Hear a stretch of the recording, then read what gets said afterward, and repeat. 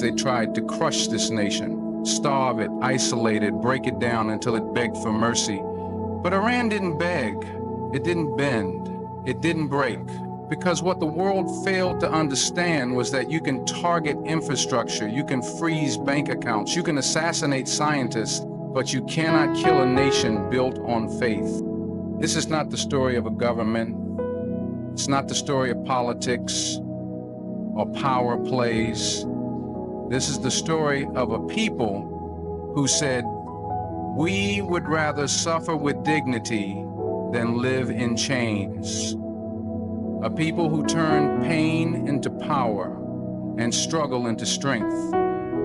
And tonight, we walk through that story, not as observers, but as witnesses to what happens when a nation refuses to kneel. So sit tight, open your heart, and stay with me until the very last second, because this is a lesson the world needs now more than ever.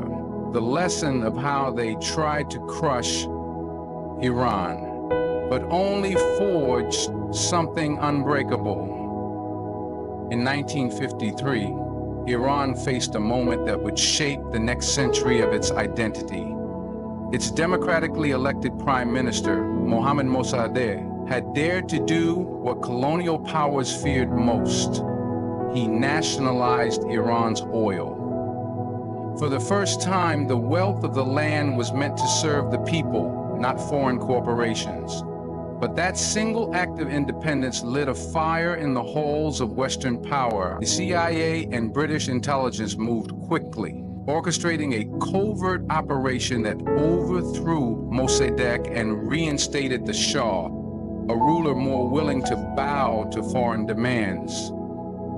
This wasn't just a coup, it was a declaration that sovereignty could be bought, overthrown and erased with enough money and manipulation. But Iran remembered. That betrayal was etched deep into the national memory like a scar that never fully heals.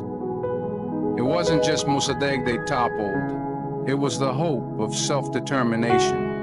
The people had tasted the possibility of governing themselves, of owning their resources, of standing tall in a world that wanted them on their knees. And when it was all taken away in the shadows of foreign embassies, something changed. This trust of the West was no longer paranoia, it became history. The coup planted the seed of resistance that would later explode in the Islamic Revolution of 1979. Decades of forced modernization, repression, and blind loyalty to Western interests under the Shah created a powder keg of anger. The people didn't forget who pulled the strings behind the curtain. The revolution wasn't just about toppling a monarch. It was about reclaiming dignity stolen in 1953. The spirit of Mossadegh lived on, not in politics alone, but in the collective soul of a nation that learned its lesson. Sovereignty must be protected, not assumed. This is where Iran's posture of defiance began to take shape, not as aggression, but as survival. It was born not out of arrogance, but out of pain. Because when you see your freedom sold to the highest bidder, you learn to guard it with your life. Iran's refusal to bow to pressure today can be traced back to that moment in 1953. A moment that taught them that true independence comes at a cost, and that faith, not fear, must be the foundation if a nation is ever going to stand unshaken. The Islamic Revolution of 1979 was not just a shift in leadership, it was a seismic transformation in the soul of Iran. For decades, the people had lived under a monarchy that served more like a client state than a sovereign power, a regime that silenced voices, crushed opposition, and opened its doors to Western interests while closing its heart to its own culture.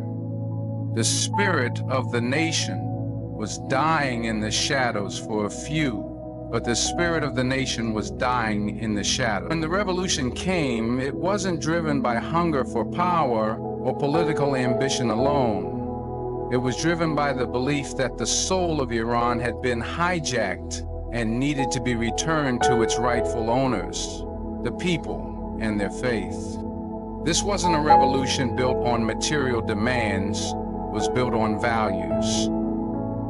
It was led from the mosques, not just from the streets. It was a movement that put prayer ahead of politics, where sermons ignited more passion than speeches. The people didn't just want a new government, they wanted dignity, identity, and independence that reflected who they truly were. And when they poured into the streets by the millions, they weren't chanting the name of a politician. They were calling for a return to the roots that had made them unbreakable for centuries. The revolution gave birth to a new Iran, one that declared to the world that faith would no longer be a private ritual, but a public foundation. It rejected submission to foreign masters and embraced martyrdom over compromise. And it wasn't without sacrifice. The new republic was immediately met with hostility, isolation, and threats. But instead of crumbling, it stood firmer, because the foundation was no longer oil, politics, or alliances. It was belief, a belief that no matter the pressure, a nation built on faith could endure what bullets and bombs could never destroy. That revolution wasn't just a political moment, it was a rebirth, a line drawn in the sand that told the world, this is who we are now, a people that bows only to God, not to kings or coalitions. And from that point forward, every challenge Iran faced would be met not just with strategy, but with spiritual steel. The revolution didn't just change leadership, it changed the definition of what it meant to be unshakably free. When Saddam Hussein launched his invasion of Iran in 1980, the world watched closely, some even silently cheering. Iraq was armed to the teeth, backed by major global powers, and believed that a post-revolution Iran, tired, disorganized, and politically fragile, would crumble quickly. But what Saddam and his allies didn't calculate was that Iran's strength wasn't lying in military stockpiles or foreign alliances. Iran's strength lived in the hearts of its people, in their faith, in their pain, in their memory, and in their willingness to die for something greater than themselves. What began as a brutal war turned into an 8-year lesson in resilience.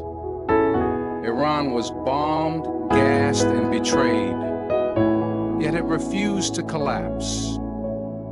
It fought not with superior weapons, but with superior will. Young men volunteered for the front lines, not for money, not even for glory, but for sacrifice. Mothers buried their sons and raised their heads high, believing they had given their children not to war, but to history, to God, to the cause of truth. Villages turned into battlegrounds, cities into targets, but the spirit of resistance turned each funeral into a call to keep standing. It was during those 8 dark years that Iran's post-revolution identity was truly tested, and it passed that test not by winning territory, but by never surrendering an inch of its dignity. The Iran-Iraq War could have broken the back of the young Islamic Republic. It could have turned the people bitter, fragmented, and exhausted. But instead, it forged unity. The government and the people, the army and the volunteers, the poor and the middle class, all stood together. They had no choice but to rely on each other, and that dependence formed a new kind of nation, one built not on convenience, but conviction. That war gave Iran its modern narrative. The world may come for us, but we do not kneel. Even decades later, the echoes of that war define Iran's worldview. It taught them that no one will come to save them and no one will fight for them. It must come from within. The war didn't just protect borders, it reinforced belief that a nation powered by faith, sharpened by struggle, and bonded by sacrifice becomes something no tank can roll over and no empire can extinguish. Iran emerged from that war scarred but standing, wounded but undefeated, and that became its legacy. Sanctions are often called bloodless, but in reality, they bleed a nation from the inside. For decades, Iran has been subjected to one of the most relentless economic siege campaigns in modern history. Banking restrictions, oil embargoes, blocked medicine, banned technologies. Every channel of growth, health, and trade squeezed tighter and tighter. The goal wasn't just to punish the government, it was to suffocate the people, drain their hope, and push them toward rebellion or collapse. But what the world witnessed instead was something few expected. Iran didn't break. It bent. It struggled,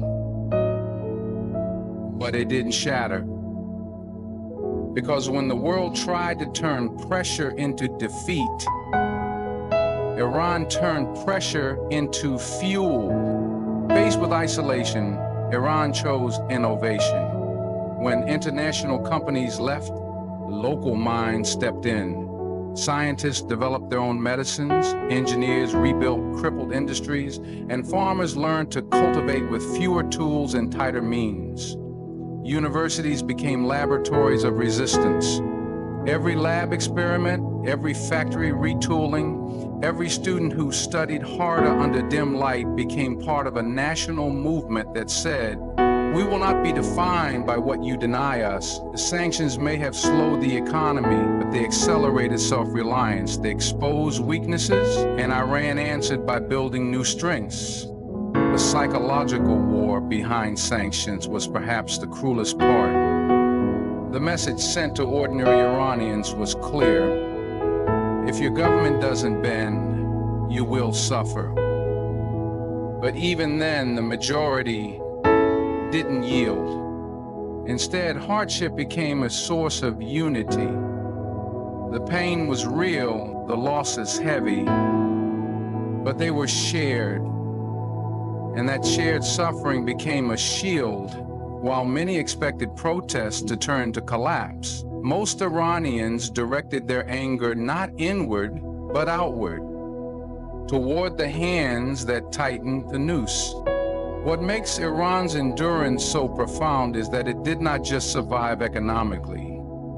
It survived with its soul intact. It didn't sell its principles to ease the pain. It didn't trade its sovereignty for sanctions relief. It endured. Because the core of Iran's strength isn't its markets or oil fields. It's the spirit of a people who have been taught by history that independence has a price, and they are willing to pay it. Sanctions tried to crush them, but they ended up teaching Iran how to stand taller without a crutch. And that kind of strength can't be frozen, blocked, or sanctioned. It's the strength of belief. In Iran, martyrdom is not just a memory, it's a mindset, a living force. It flows through generations. It shapes how people endure pain, how they process sacrifice, and how they define victory.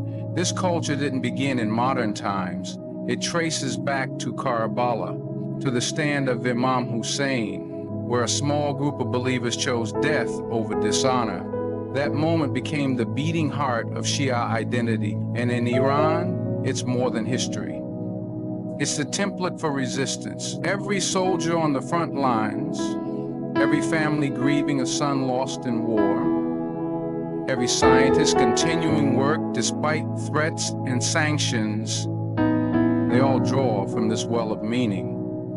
Martyrdom in Iran is not seen as defeat, but as elevation.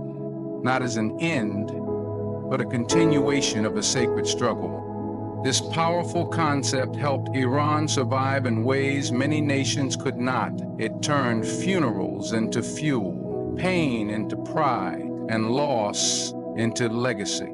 When sanctions choked the economy, people didn't just complain, they endured, believing their patience was part of something bigger. When bombs fell or assassinations occurred, the response wasn't surrender, it was defiance. Because in a culture shaped by faith, suffering is not meaningless, it's a test. And in that test, resilience becomes holy. Faith in Iran isn't passive, it's a driver of action, sacrifice, and nationhood. Mosques aren't just places of worship, they're centers of mobilization. Religious scholars aren't just spiritual guides, they are voices that frame political struggle as moral duty. This interweaving of belief with daily life forms a cultural identity that cannot be separated from the idea of resistance. In Iran, identity isn't found in a passport or party. It's found in values that demand standing firm, even when the cost is heavy. This is why Iran, no matter how isolated, continues to speak with confidence. It doesn't measure itself by GDP or international approval. It measures itself by principles, by its ability to say no when others sell out. Faith and martyrdom have turned politics into purpose, survival into sacred duty. This isn't about romanticizing pain. It's about showing the world that a people who live by meaning cannot be broken by material force. Iran's cultural identity, shaped by faith and sacrifice, has become its most indestructible weapon. You can't invade it, sanction it, or assassinate it. You can only witness it, unfolding in silence, in sorrow, and in the unwavering eyes of those who refuse to kneel. Iran's survival in the face of overwhelming pressure is not just a regional story, it's a global message. In a world where many nations have bowed to stronger powers for loans, weapons, or favor, Iran has chosen to walk alone rather than crawl behind. That choice hasn't come without cost. It has brought isolation, sanctions, war threats, and constant demonization in media and politics. But it has also brought something far more powerful: respect. Not always public, not always friendly, but undeniable respect for a nation that refuses to compromise its identity for comfort. This refusal is not rooted in arrogance, but in deep conviction that some values are worth more than economic gain or diplomatic applause. Iran has shown the world that dignity is not just for the strong, it's for the committed. When every lever of pressure was pulled against it, economic sanctions, assassination, cyber attacks, and international exclusion, it still stood its ground. The world expected submission. What it saw instead was resilience. That sends a message to every small nation, every oppressed people, every movement trying to rise. Survival isn't about size, it's about soul. Iran's stance proves that when belief becomes your foundation, no empire can uproot you. What makes this message even more potent is that Iran has not only survived, it has built. It has developed nuclear technology under surveillance, advanced drone and missile systems under embargo, and expanded educational and medical infrastructure while being locked out of global systems. It has turned isolation into self-reliance and pressure into production. That transformation is not just a matter of policy, it's a testament to national will, and that will speaks beyond Iran's borders, inspiring allies and rattling adversaries. Iran's defiance has become a symbol. It has shown the global South that standing up to dominant powers is still possible. It has reminded the world that sovereignty means nothing if it's for sale. And it has proven that a nation grounded in belief, legacy, and purpose can outlast the might of those who think power lies only in bombs or banks. In a world that often rewards obedience and punishes resistance, Iran's stance shines like a warning and a beacon. A warning to those who try to crush others into submission, and a beacon to those still searching for the courage to stand. Because a nation that kneels to no one becomes more than a country. It becomes a cause. They tried everything: coups, wars, sanctions, isolation. They came with firepower, with propaganda, with pressure meant to break the bones of a nation and crush the spirit of its people. But Iran did not flinch. It did not fold. Because what they were up against wasn't just a government or an army. It was a people whose strength came not from material wealth, but from something far deeper: faith, memory, identity. Generation after generation stood in the fire and said, "We will not kneel." And that message echoed across borders, across oceans, across history.